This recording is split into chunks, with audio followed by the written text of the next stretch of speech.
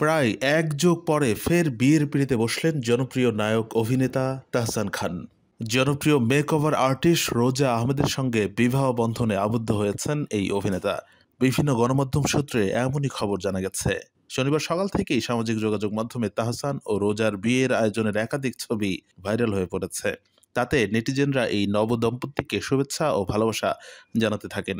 বিশেষ করে রোজাকে তাহসানের সঙ্গে দেখে অত্যন্ত আপ্লুত ও আবেগী হয়ে পড়েন তাদের অনুরাগীরা।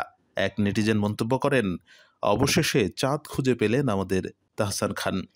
আরেক নেটিজেন লিখেছেন, তাহসানের জন্য অত্যন্ত খুশি, অবশেষে উপযুক্ত কাউকেই খুঁজে পেলেন আমাদের তাহসান খান। এদিকে তাহসান তার স্ত্রী রোজা আহমেদ সম্পর্কে গণমাধ্যমে জানিয়েছেন, রোজা নিউ ইয়র্ক ইউনিভার্সিটি থেকে কসমেটোলজির উপর পড়াশোনা করেছেন। পড়াশোনা শেষ করে তিনি কসমেটোলজি লাইসেন্স গ্রহণ করেন এবং পরবর্তীতে নিউ ইয়র্কের কুইন্সে রোজাস ব্রাইডাল মেকওভার প্রতিষ্ঠা করেন। তিনি একজন উদ্যোক্তা বলেও জানান তাহসান খান।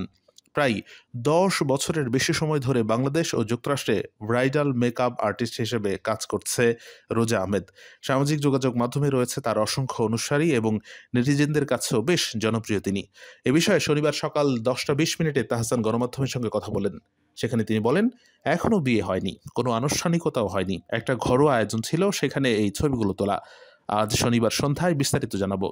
প্রায় ১৮ বছর আগে ২০০৬ সালের ৮ আগস্ট বিবাহ বন্ধনে আবদ্ধ হন তাহসান খান ও অভিনেত্রী মিথিলা। এরপর ২০১৩ সালে ৩০ জুলাই তারা কন্যা সন্তানের বাবা মা হন। পরে ২০১৭ সালের ৪ অক্টোবর বিচ্ছেদের ঘোষণা দেন তাহসান।